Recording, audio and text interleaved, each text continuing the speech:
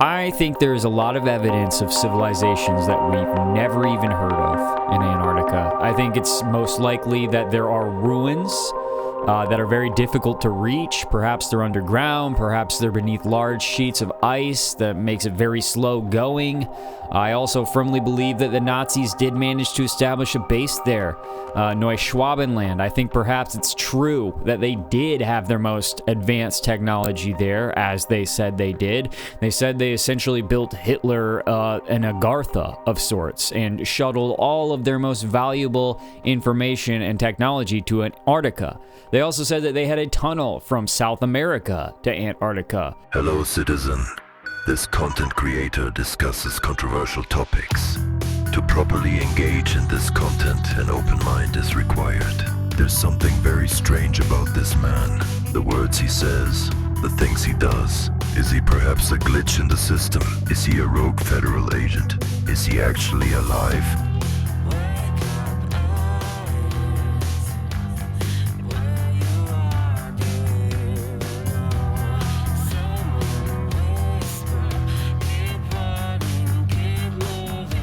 Is he a lunatic, unhinged and on the loose? Can anyone even stop him? He is one of the internet's most mysterious men of mystery. He is a man who has seen his own death and lives life on the run, surviving out of spite and because he's not superstitious, but he is a little stitious. I'm proud to introduce your G-host, Jonathan Jigsaw. Hey everybody, welcome back to the 21CD podcast. As always, I am your ghost, John. If this is your first time here, welcome. We hope you stay for a while. If you like dystopian discussions, conspiracy theories, cryptids, biblical analysis, the hunt for lost times and manipulations in our timeline and lost civilizations, then this just might be the place for you. So drop us a sub, a like, and a share. Give me your hype points and your 5-star ratings. All of that helps the show grow. If you want a chance to be on the show, you can hit me up at 21cdstudios.com. There's also merch and a reading list up there. Okay? All right. Without further ado, let's get into this. I think there is a lot of evidence of civilizations that we've never even heard of in Antarctica. I think it's most likely that there are ruins that are very difficult to reach. Perhaps they're underground, perhaps they're beneath large sheets of ice that makes it very slow going. I also firmly believe that the Nazis did manage to establish a base there, Neuschwabenland. I think perhaps it's true that they did have their most advanced technology there, as they said they did. They said they essentially built Hitler an Agartha of sorts and shuttled all of their most valuable information and technology to Antarctica. They also said that they had a tunnel from South America to Antarctica. We see from the maps that there's a lot of ability to get inland Antarctica from the ocean if you know the routes. So submarines that knew these underwater channels and routes could easily get into the deeper realms. And it was these submarine units that were down here while Germany was waging war with the world, doing weird activities in Antarctica. And even now, I think that whatever they have down there is incredibly important in the same way that the United Nations was considered incredibly important at one point. Up until recently, the UN were considered, humanity's last hope, essentially. Humanity's key to not destroying itself in a war, because the United Nations would always be there to sort of intervene and all that kind of stuff. And the only other time that there is such a global alliance is when it comes to Antarctica. When you really think about it, if your country is at war with another country, what stops you from engaging in war in the most remote locations on the planet where maybe some of the most top secret stuff is? Antarctica. Like, I'm sorry, but what stops the Russians from just popping over to one of these other Antarctic bases and taking it over?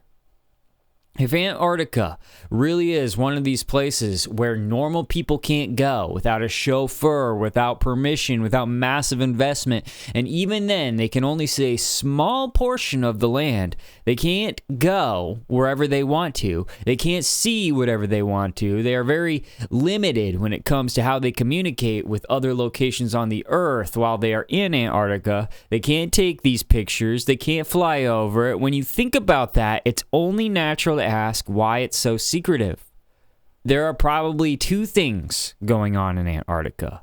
One is that the Nazis did actually establish a base there and probably did have a massive amount of high tech there and plans just for the world, like they had plans for other things. And that's why, sorry if I just spit all over my microphone, and that's why half of the scientists that the U.S. had post-war came from Nazi Germany. The United States kind of absorbed them and therefore their tech and their secrets. And I think that a lot of those secrets and a lot of that technology was in Antarctica, and a bunch of it still is. And so when they were brought down there to investigate, and when Admiral Byrd went and did his Operation High Jump there, something happened. And ever since then, the United States has been essentially farming this technology, sort of excavating archaeological sites, perhaps, learning how to understand all this, and building upon the knowledge that they have. And I think that they share some of that information with other parts of the world as well. You've got a bunch of different nations down there. I don't know if this is indicating that what was or is found down there is more intense than one nation can handle on its own. I don't really know what it's all about. It could just be innocent. It could be all of these countries down here just chipping away at the ice and doing little scientific studies. Maybe that's all it is, and that's why all of the countries in the world have, agreed to just forget that they are warring nations and forget that they have their own interests. Maybe there's even an active civilization that is still down there.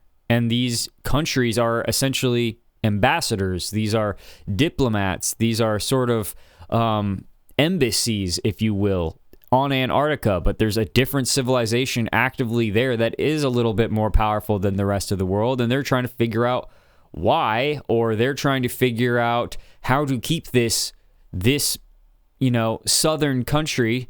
Perhaps we are trying to continue to understand and learn from this civilization. Perhaps we're monitoring them. Perhaps we're learning from them. Perhaps they are Nephilim and they are secretly running the planet from there. It's really hard to say. It's impossible to say. And if you ask them, they're just boring into ice and they're just looking at the minerals. And, there's nothing to see here. It's just snow and ice and minerals and once in a while a penguin.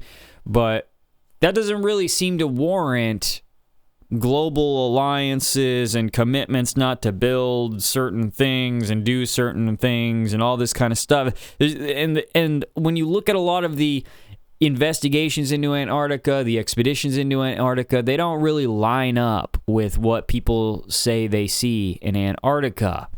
I must say that Admiral Byrd, our guest tonight, is not only our greatest living explorer, but he's been an inspiration to countless Americans. Admiral Byrd, you've been to both the North Pole and the South Pole. Is there any unexplored land left on this earth that might appeal to adventurous young Americans? Yes, there is. And not up around the North Pole, because it's getting crowded up there now, because they find out it's really usable, not only to live in, but militarily. But strangely enough, there's left in the world today an area as big as the United States that's never been seen by a human being. And that's beyond the pole on the other side of the South Pole from Middle America. And I think it's quite astonishing that there should be an area as big as that unexplored. That's a tremendous So challenge. there's a lot of adventure left down at the bottom of the world. Well, Admiral, do you hope to see that? I do. Admiral, an expedition to which I believe you're the advisor is now en route. What is that expedition doing? Well, that's the icebreaker Atka, and it's a reconnaissance expedition. It's going down to the South Pole area to make certain observations and to look for some bases They will be back in April, and they will report back, and upon the information we get from that undertaking, we will base the bigger expedition that's to follow. I tell you one reason they're interested. It's by far the most valuable, important place left in the world for science. That's why the scientific groups all over the nation are really interested. But more important than that, it has to do with the future of the nation, those to come after us, or even during your lifetime. Because it happens to be an untouched reservoir of natural resources.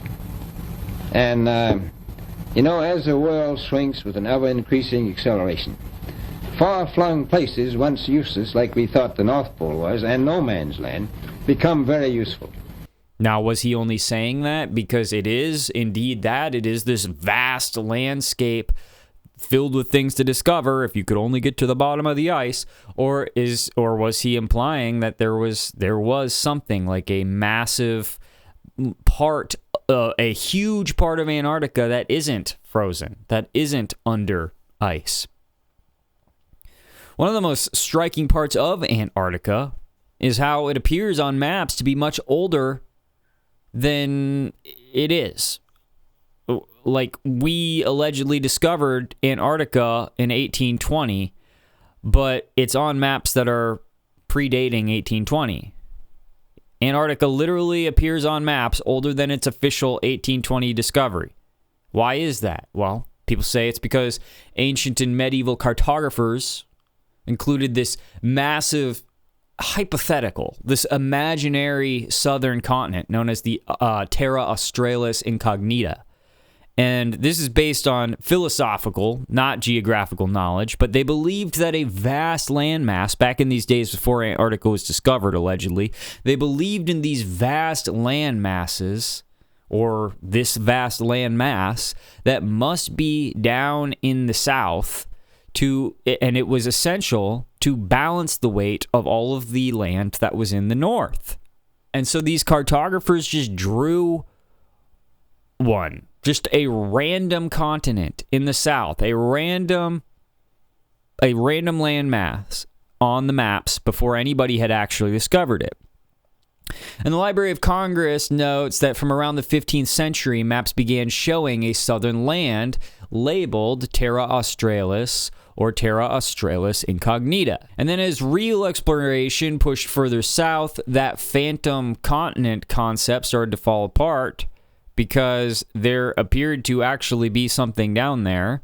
And so they would slowly, little by little, draw the portions of this southern landmass that they would see. The British Library shows that at about 1690, map makers were leaving the pole, like the South Pole, blank. And then after James Cook's 1772 to 1775 voyage failed to find a vast temperate southern continent, these maps began replacing the old imagined land with labels like the Ice Sea. So, in other words, the old maps were recording a theory, not a discovery. That's how they try to explain that. And people who aren't ready to accept that answer will look at maps like the Piri-Reis map of 1513 or the Piri-Reis map of 1513, and this was a genuine Ottoman map compiled from all of these older source charts, and it is absolutely an important historical artifact. And the claim is that part of its southern section shows Antarctica centuries before Antarctica's actual discovery. The problem is that the writing on the map itself doesn't seem to indicate that this southern continent, Antarctica, is cold at all or icy. As a matter of fact, these notes on the map describe the southern land as hot and ruined and inhabited by gigantic snakes. And that description doesn't really fit Antarctica at all. So unless something happened between the 1500s and now that turned Antarctica icy, they might have been talking about something else on this map. And the historians of cartography, of course, have generally concluded that the southern portion of this map is just a distorted rendering of South America, could be. And then we've got the Orientius Phineas map of 1531.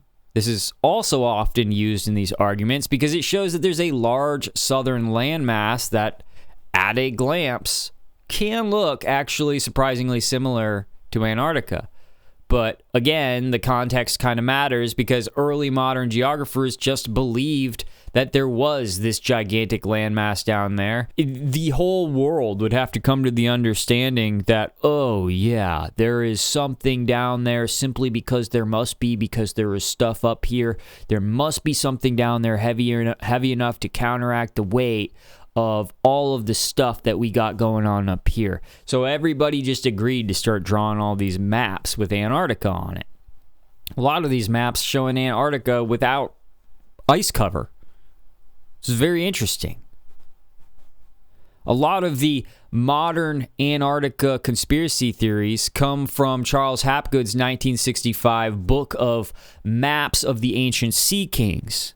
And in this book, Hapgood argued that ancient maps preserved knowledge of an ice-free Antarctica, and they therefore point to this advanced prehistoric civilization.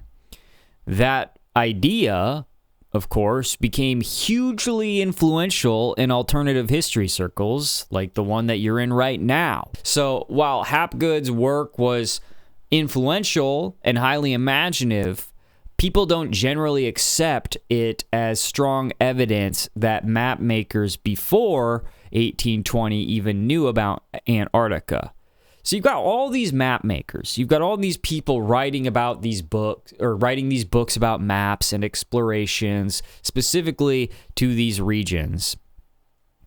And they're just all in on it. They're just all like, this is what we're told to believe. We're told to believe that the dinosaurs existed millions upon millions of years ago, even though nobody was there to prove it. None of the technology can actually prove it. And we're also told that we were just making shit up on these maps for most of the time that humanity has spent on Earth. We're just making it up because we wanted to. No real reason, no real scientific reason. Philosophically, we wanted there to be something there, so we just started drawing it on maps. And everybody who wrote about it all the way up until these days, even them, they're just kind of feeding into the conspiracy theory because we didn't actually know anything was there. Because, you know, sometimes it doesn't look quite right, and sometimes this, sometimes that. It never looks quite right. You know, the maps just never really do look quite right. People don't talk about that enough, how the maps just don't look right. How do we not have a way to actually make the maps look right? It's 2026, people. But beginning in the late 18th century, sealing ships, these ships that would harvest seals, they began to push farther and farther south in search of these fur seals. Ships operated across these sub-Antarctic islands and into the southern waters in very large numbers, and captains had strong incentives to hide where they had been and what they had found because a newly discovered sealing ground could be destroyed very quickly if anybody learned about it. And that means an enormous amount of geographic knowledge existed essentially informally in logbooks and on maps that were hand-drawn and within secret trade networks. Explorers in the earlier days did not always want people to know what they had found. That's just the fact of the matter, especially if there was large profit to be had there, because it was very competitive, and it's still pretty competitive, I think. But when you understand that context, it helps explain why several nations reached the Antarctic mainland around the same time in 1820. But it wasn't necessarily because they had all suddenly unlocked a mystery, all these people who found Antarctica.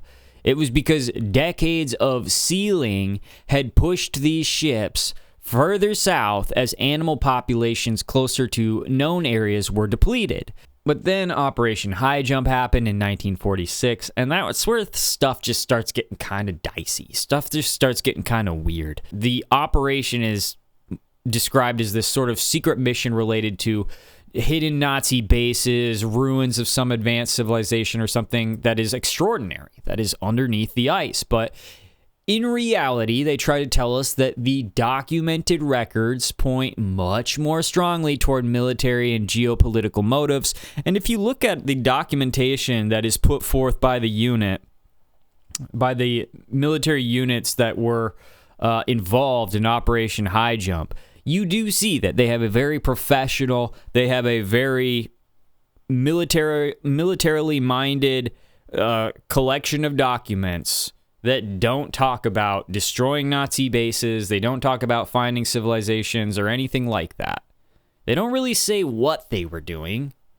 They have all these descriptions for what they did, but they don't really seem to establish a good foundation for why they're doing everything they're doing, at least in my perspective. They had an entire aircraft carrier naval unit out there. Thousands upon thousands of soldiers and aircraft and ships and land machines and all of this kind of stuff. It was obvious that the United States was trying to see if there was anything on Antarctica that they had to get off of Antarctica before they began to establish Antarctica as a place that would be of high strategic value, I think. Just from the outside looking in, what I'm seeing is I'm seeing a military force sent in to clear the way for what is to come. And there had been all of these rumors of Nazi bases, insane Nazi bases in Antarctica. And so Operation High Jump was a very strong force sent to see what could possibly be down there. And if there was anything that would draw them into conflict, they would be able to handle it. One thing that's interesting is that Admiral Byrd found his entrance to the Middle Earth, or the Inner Earth, sorry. Maybe it's Middle Earth, who knows? But he found this entrance to the Inner Earth in the North Pole, in the Arctic, not in the South, in the Antarctic, which is what we're talking about, which is where this giant creepy pyramid is allegedly from. He found his entrance to the North Pole, or to the Inner Earth at the North Pole. So that's kind of interesting. But people still consider Operation High Jump to be a military failure because it was supposed to last 6 to 8 months and it only lasted 2, and there were casualties that were being taken. So it's kind of strange. The whole thing is really kind of ambiguous. But not long after all that happened, the Antarctic Treaty of 1959 came into play. And this is also often treated as suspicious because so many countries agreed to it. And they say that there had already been all of these tensions and sort of armed military posturing in Antarctic regions. And so in that setting, they made a treaty that functioned as a way to freeze all of these territorial disputes to prevent any further militarization and reduce the risk of conflict on the continent. And that doesn't really mean that governments were being fully transparent about every motive they had, but it does mean that the treaty kind of had a clear political explanation that doesn't really require a hidden lost world beneath the ice. And yet I still prefer to believe in the hidden world beneath the ice because there's hidden worlds in every other part of this planet. And so why would there not be on this massive landmass in the south? But if you have all of this information, you have, the information coming from the Russians about how Admiral Byrd encountered some kind of force. You have the information coming from the Russians about how the Nazis did have some kind of underground or some kind of base on Antarctica, and it appeared that they were able to go in these river channels, these channels that are cut deep into the Antarctic landmass underneath the ice, and they are able to go and surface in lakes that are underneath the ice and establish bases on the shores within this. You can think of this basically this realm that is underneath a different type of firmament, an ice firmament. And this ice firmament, would protect whoever is within this realm from the Antarctic conditions outside. It would have a sort of a more temperate environment for people to build and live in, and it would be completely safe from the outside world and completely hidden. In the late 30s, 2 research expeditions were arranged. This happened just before the war was due to start. In January 1939, 2 catapult-controlled airplanes, the Passat and the Boreas, took off from the deck of the Schwabenland. They began patrolling Queen Maud Land. In 3 weeks, Luftwaffe pilots with metal pennons marked with swastikas managed to secure for the Third Reich territory the size of Germany. It was called New Swabia. This unusual mission then passed the Führer's Seawolves, the U-boats, commanded by Admiral Karl Donitz. In secrecy, German U-boats set course to the Earth's end, the icy Antarctic shores. Later, Karl Donitz let slip a strange phrase: "My submariners have found a true paradise on Earth." In 1943, at the peak of the war with Russia, Grand Admiral Donitz uttered another, no less mysterious phrase: "The German submarine fleet is proud. At the other end of the world, we've made an impregnable citadel for our Führer." Back then, the Grand Admiral of the German naval fleet's words were only understood by a very small circle of insiders. Today, we can only hypothesize what the Grand Admiral meant. Recently, huge underground lakes were found a kilometer deep under the ice. The lake's temperature is 18 degrees Celsius. Located above the water's surface are dome-like vaults filled with warm air. It's possible that from these heated lakes, a constant river of warm water flows into the ocean. For thousands of years, these warm rivers may have formed large underground ice tunnels, perfect for the construction of secret bases. From the ocean's edge, any submarine could easily pass under the coastal ice into the tunnels. Here it was, a completed base, immune from storms and polar cold, totally hidden from outsiders and out of the enemy's reach. The Watchers, which we talk about a lot on this show, they're this rebellious order of heavenly beings. They descend to Earth and they corrupt mankind and they father the Nephilim. We talk about this a lot. We're going to be talking about it a lot more soon. But they're this race of giant hybrid offspring whose violence and their sort of unnatural existence, they bring judgment upon the world, they corrupt humanity, they destroy our way of life, and they have essentially hijacked the sciences as given to Adam by God, the abilities that God would have had to instruct Adam on, so that he could properly claim dominion over the earth and know how to build and what to eat and how to farm and all this kind of stuff. These are all things that God probably would have had to teach to Adam. Needless to say, knowledge given directly to somebody from God on how to take dominion over the earth is probably pretty powerful stuff. And so it's my belief that the Nephilim kind of hijacked that from the human race, from the line of Adam, when they began to imprison and eat us, okay? Anyway, all of this causes a massive amount of judgment to fall upon the world, including the flood. And these fallen beings, these fallen angels who descended, the Watchers, they're not immediately destroyed, but they're bound, they're imprisoned, and they are reserved for a later reckoning. And some conspiracy theorists argue that Antarctica may actually preserve one of the last great prisons of the old world.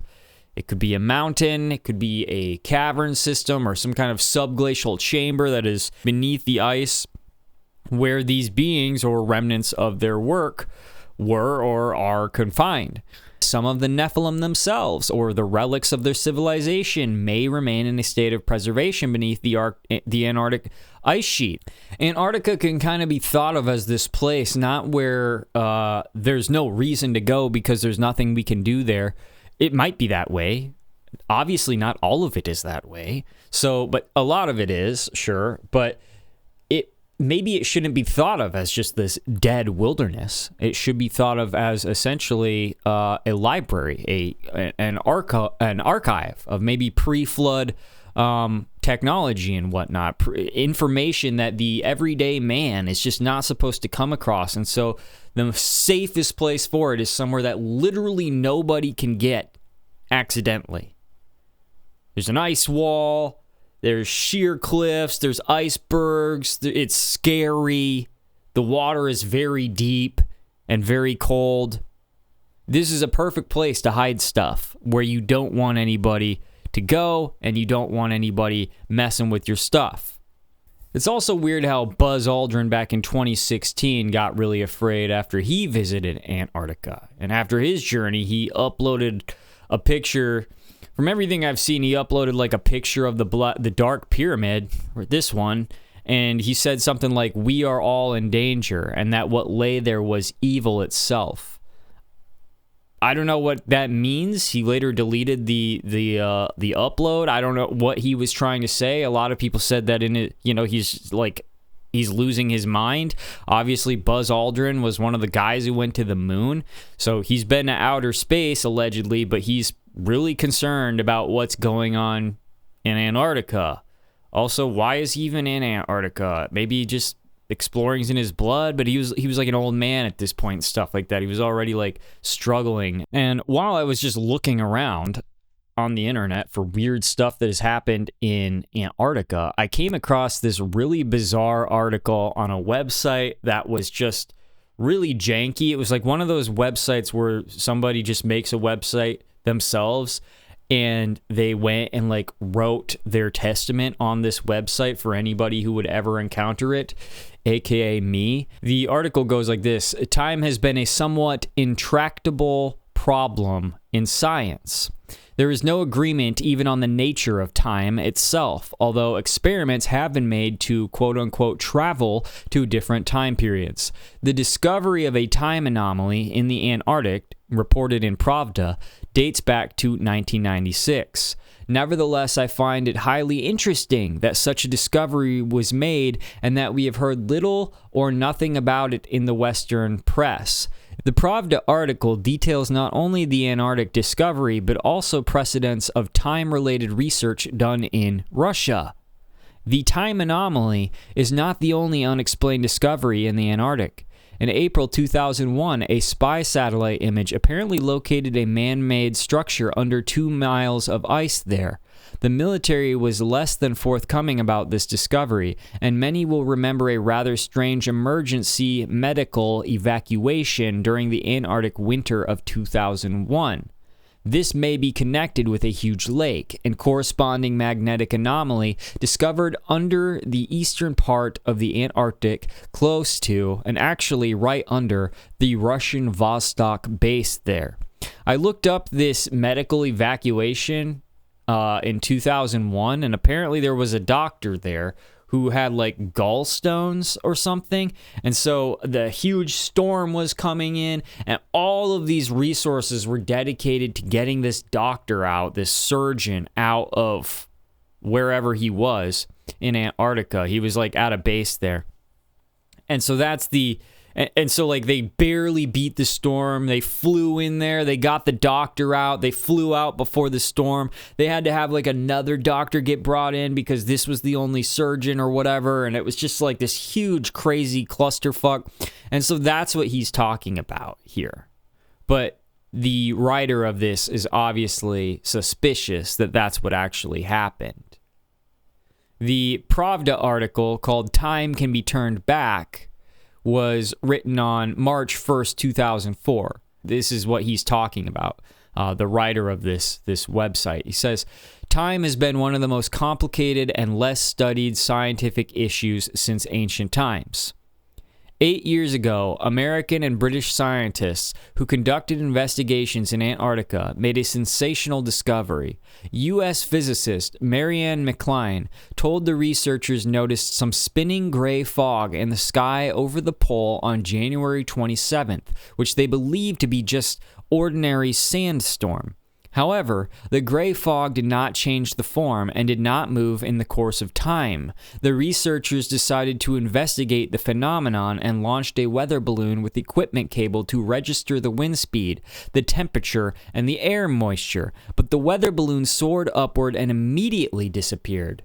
In a little while, the researchers brought the weather balloon back to the ground with the help of a rope attached to it before, and they were extremely surprised to see that a chronometer set in the weather balloon displayed the date of January 27th, 1965, the same day 30 years earlier.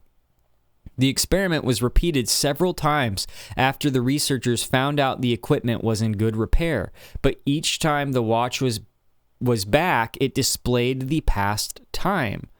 The phenomenon was called the time gate and was reported even to the White House. Today, investigation of the unusual phenomenon is still underway. It is supposed that the whirl crater above the South Pole is a tunnel allowing to penetrate into other times. What is more, programs on launching people to other times have been started. The CIA and the FBI are fighting for gaining control over the project that may change the course of history. It is not clear whether the U.S. federal authorities will approve the experiment. Famous Russian scientist Nikolai Kotsirev conducted an experiment to prove that moving from the future to the past was possible.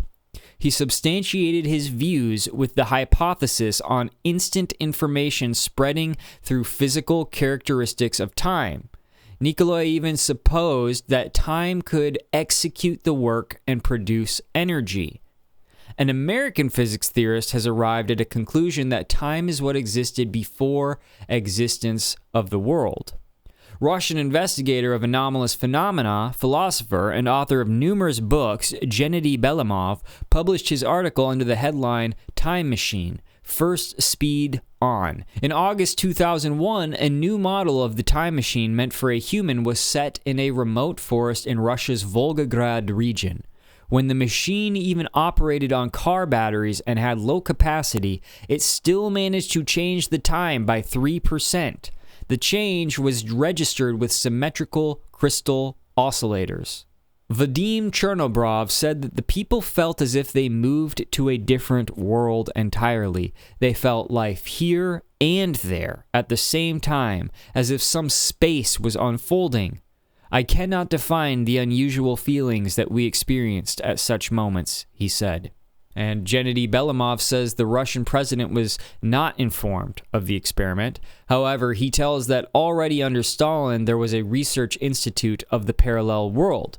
In 1952, head of the Soviet secret police organization, Lavrenti Beria, initiated a case against researchers participating in the experiments, as a result of which 18 professors were executed by shooting and 59 candidates and doctors of physical sciences were sent to camps. The institute recommenced its activity under Khrushchev, but an experimental stand with 8 leading researchers disappeared in 1961, and buildings close to the one where experiments were conducted were ruined.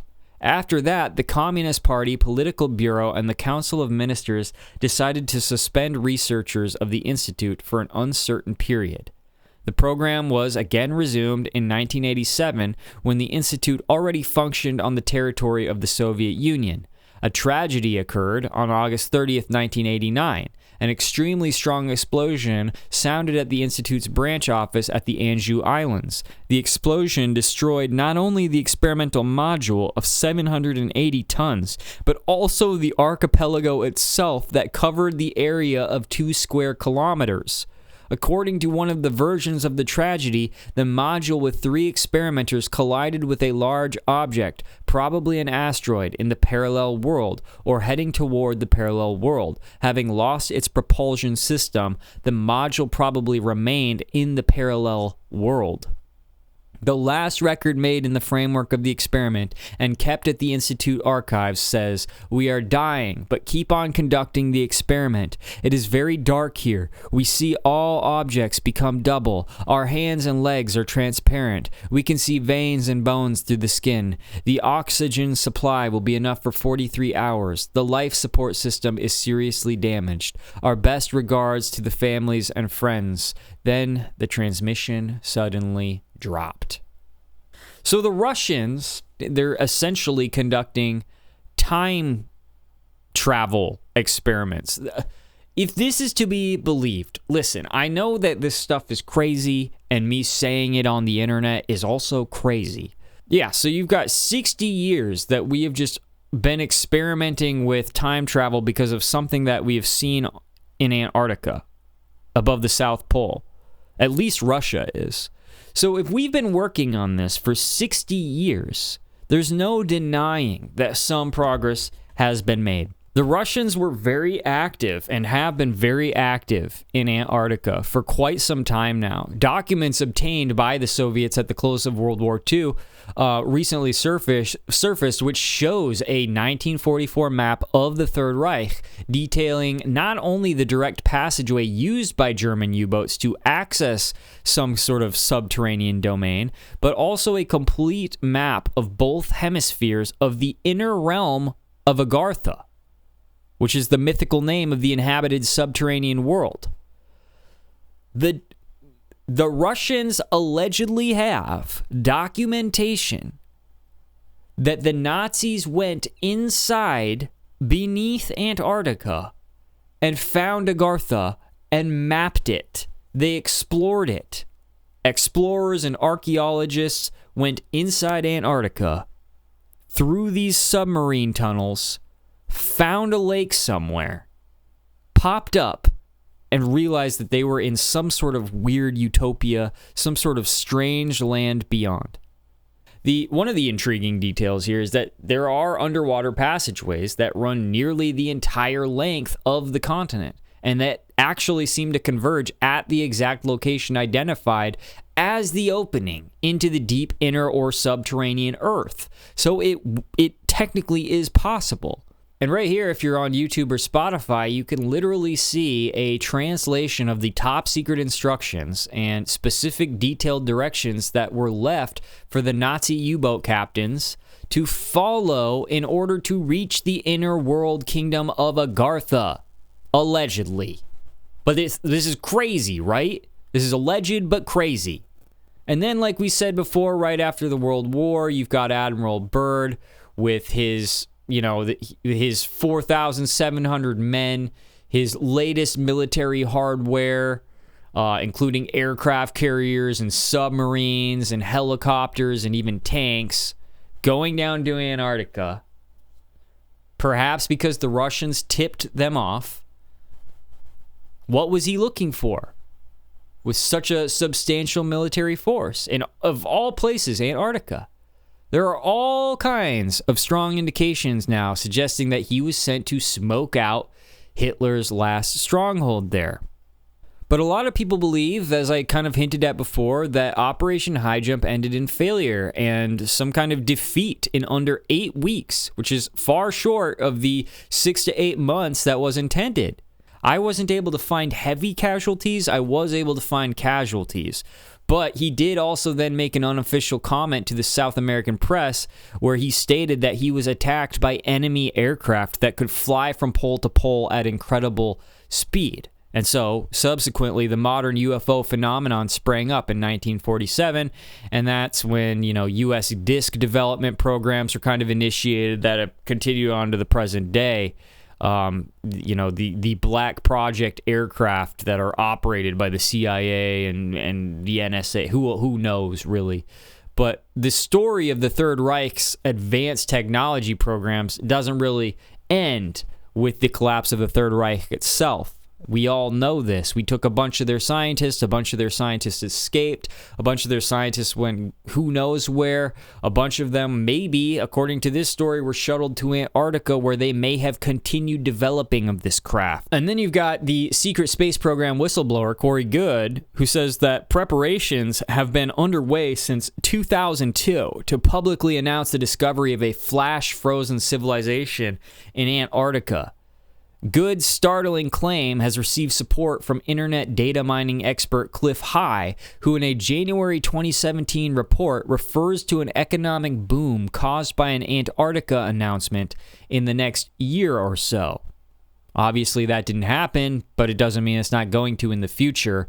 Personally, I do believe that Antarctica will be a massive disclosure topic in the near future. I think they're going to find something in Antarctica, and they're going to use it to shift the narrative in some way. I really strongly believe there's no way that we just forget this whole part of the planet. There's no way that this doesn't become something, in my opinion. But it leads to this this interesting possibility that Donald Trump, he could authorize some sort of major announcement about an Antarctica discovery in order to perhaps rejuvenate America's manufacturing industry. There's supposed to be a lot of minerals and stuff down there. He could use Antarctica or something about Antarctica to ramp up his economy a little bit. He could use some sort of discovery to usher in some kind of new age of technology. He could use an Antarctica discovery to release some kind of disease or cure for something. Who knows? Maybe even to reveal aliens, right? Like, there's any number of things that you can pull out of Antarctica, because Antarctica is essentially just a goodie bag of randomness. The normal person has no idea what is going on down there, and it seems like even the people who are down there don't really know what is going on down there, but the powers know. The powers know. But on December 11th in 2016, Corey Goode said that he had learned about a major excavation underway in Antarctica of a flash-frozen civilization that was technologically highly advanced and involved some sort of extraterrestrial life. He said that since 2002, teams of scientists and archaeologists have been excavating the ruins, which are buried under 2 miles of ice. So once again, we're hearing about this base buried under 2 miles of ice. Critically, in early January 2017, Goode says that he was taken to Antarctica to see the ruins for himself by an inner-Earth civilization that he calls the Anshar. Goode said that bodies and artifacts that are extraterrestrial in origin were being removed and replaced by terrestrial objects from warehouses secretly located elsewhere around the planet. The goal appears to be one of both sanitizing the area of any extraterrestrial evidence while seeding artifacts that steer scientific analysis toward a desired agenda. AKA, the Nephilim are here. We got to make sure the Nephilim stay hidden, or we got to find all the Nephilim from the rest of the parts of the world and bring them here to Antarctica. One of the two. And at the same time, we need to cover up what we're doing, put down false footprints, and steer all of this toward a desired goal, a desired outcome. Circumstantial support for Goode's claim of a major Antarctica discovery being excavated comes from a series of recent VIP visitors to Antarctica. This, of course, took place in 2016, and the list includes then U.S. Secretary of State John Kerry, Apollo astronaut Buzz Aldrin, Russian Orthodox Church Patriarch Kirill, and Australia's Governor General Sir Peter Cosgrove. But a bunch of other presidents have also gone here too, like Obama, I'm pretty sure Clinton. A lot of people believe that Lovecraft was connected in some way to the mysteries of the universe or whatever, but he talks about Antarctica too in his story At the Mountains of Madness. H.P. Lovecraft turns Antarctica into something far more unsettling than just this remote continent. He kind of treats it as a, like we said before, a sealed vault of forbidden memories and knowledge, a place where the world has hidden its oldest and most unbearable truths.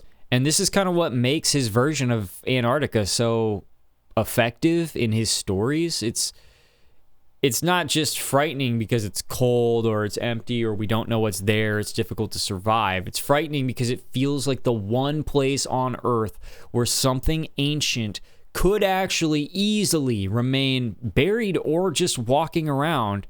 Antarctica becomes the end of human confidence. The expedition arrives with the language of science and exploration, and the men don't discover strange fossils or unusual formations only. They also find evidence of a world that existed before humanity in any meaningful sense, a world populated by the elder things, as Lovecraft calls them, these beings with intelligence and culture and architecture and history. And that revelation in the story changes everything, just as it would in real life if there were actually Nephilim or Watchers there. Antarctica stops being just this blank space on the map, and it becomes this graveyard of erased civilization and pasts. And I think what gives the story its power is the scale of what lies hidden there. Because in our mind, I feel like we make these things smaller. The Nephilim, the Watchers, the angels, even God. I feel like we make them much smaller than they are. But Lovecraft offers an alternative, deep history of the planet that sometimes I feel like is more aligned with what God is and what the spirit realm is. It's beyond the mountains. And beyond the mountains, in At the Mountains of Madness, the explorers find a ruined city so vast and so ancient that it seems to literally mock all human notions of antiquity. And this concept that we knew what was going on back then. And in that moment in the story, Antarctica becomes a much more unsettling place. It becomes a challenge to the entire human story. And I think that Lovecraft is not just suggesting that mankind has been ignorant, but that mankind is too late. They had their chance to right these wrongs, and they didn't. And at least in Lovecraft's book, they're no longer the central actors of Earth's drama. They are these newcomers, kind of stepping into ruins that are left behind by powers so old that civilization itself has begun to feel temporary, like we're phasing in and out, like the powers that be now on Earth would allow us to believe. But it's interesting when we compare the fact that there was an Earth here before there was a man here. God made everything before he made man, including the hosts of heaven. And so you would have, it would appear, some kind of form of Lovecraftian style in those older days, where you have the spirit realm sort of doing their thing on the planet before the humans came. In the end, what At the Mountains of Madness says about Antarctica is both simple but also extremely relevant, in my opinion. It is the one place on Earth where the buried past can still wait intact for the wrong people to find it. Thanks for listening, everybody. The life is in the blood.